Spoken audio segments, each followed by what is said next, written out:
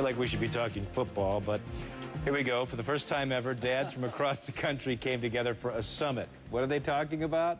How the internet can help make them better dads.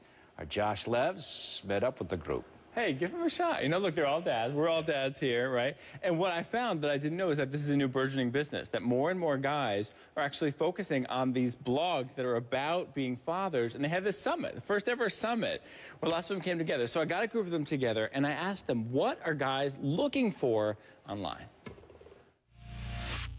They're really looking for other dads who are going through the same things they are, and looking for some support, looking for some funny stories, and really wanting to share the magic that is being a father. Guys are responding the same way that a lot of women have traditionally responded. They look for articles on potty training, on how to get the baby to sleep, how to name their baby.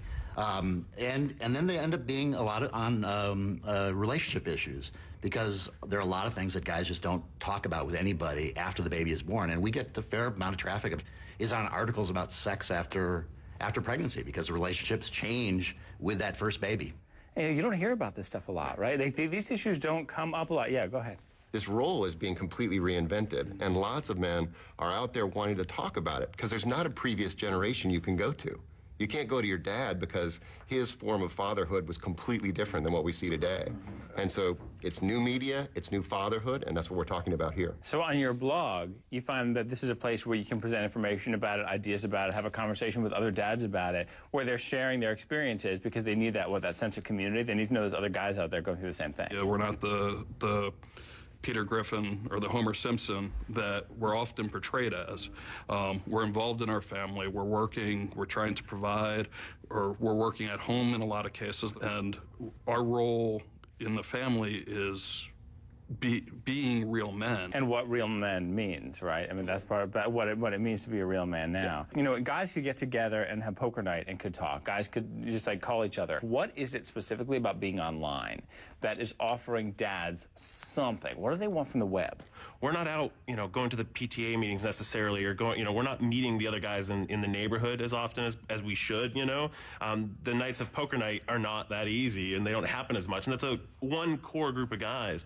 But with the web, you get to talk to guys all around the world that you may never actually meet in person, and you can share these ideas and have this conversation. When are they getting on blogs? Because my day is so busy, and if you have a job and then you get home and you have your kids, are they staying up late at 2 in the morning because they couldn't have sex? And like, when are they getting online? We're finding that they're saying, you know, I'm on the computer at work, but they're also saying there's a huge segment of time between 30 minutes and 2.5 to 3 hours a day when they get back home where they're actually going online. What are the biggest things that you think in general people in society don't understand about dads? Oh, dads are so active in their kids' lives, whether it's, I mean, I work from home. I've worked from home for 4 years. My kids come home, I have to help them with their homework. You know, I'm the one doing it. I'm the one going and signing their forms and going to the play, and I love it. I would have it no other way.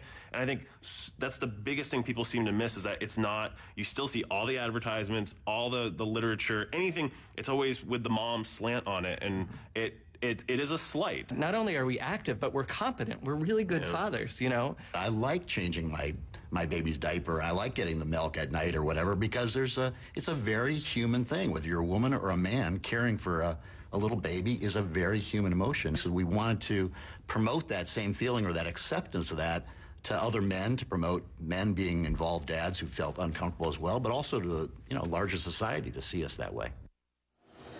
And just to give you guys a sense of how fast this is growing, a couple of these guys have dropped their jobs, their other jobs. They're doing these blogs full-time, and they're getting enough traffic, enough advertising on it, that it's keeping them more than busy enough for a full-time job. They're doing really well. I posted all the links for you at the page, up at Facebook and Twitter. I got my page here for you. You can check them out. You can post ideas, and you can tell us what you think about this. But I know, I mean, Reynolds, you were just saying. Blown away. Have we ever seen a greater transformation in American life than what's happened over the last 20 to 30 years? I mean, maybe this happened with your dads, but my dad, my grandfather, would come home from work with a martini and a pipe and would expect a freshly laundered baby to be presented on their lap. And then you fast forward to the Wolf House, my life, and it's Dora the Explorer. We've got Sesame Street, full blast. The place looks like a hurricane aftermath. That's how our place looks like, you know, with the kids running all over the place. There's no exposed rug on the floor because there's toys everywhere. Because we both have little kids, you have grown kids. No, look, I mean, a friend of mine the other day, he's my age, so his dad is, around my dad's age, and never changed a diaper in his life. His dad has never changed a diaper in his life. And this is a reminder of how much things has changed. And it's also a reason why, as you're seeing in these blogs, why dads are reaching out to each other. Because they need ideas, because they want advice. And you look like you're just completely in shock. I guess I had a different experience because, I mean, my father was there. My father changed the diapers. You know, I grew up with 3 boys. We all learned how to cook and do the laundry, so I had a kind of a different experience. Did you grow up cooking in your house? Oh, yeah. Wow. But I just want to know who actually is visiting this site, because as I'm looking at it, I'm thinking, I bet there's more women checking up on what guys are doing than guys checking up on what other guys are doing to raise their kids. There are, and that's actually something interesting. I asked them about that. I said, how much of the time is it really women wanting to know, like, hey, what should I be expecting out of my husband? Or how did you guys out there start doing these things when I can't get my husband to do that? They do get a lot of traffic there, but they also do know in a lot of cases who they're talking to, whether it's over Skype or people who otherwise have a presence online. And there are guys who have, for some reason, have not felt comfortable going other places, but maybe secretly or comfortably, they're more comfortable when they're on their own in a room with a computer reaching out to these guys online saying, look, I need help. I want to maximize my bonding time with my kids while I'm here. What do I do? And it's every situation. It's divorcing, it's dating, all this stuff. They're reaching out to the web. And my advice would be, get off the web and go see your dang kids. Hopefully they're asleep by that hour. All right, well, that was great. Good stuff, man. Certainly interesting. Hey, it's all a window into our Brought world. us something new, that's for sure. Thanks, Josh. You got it.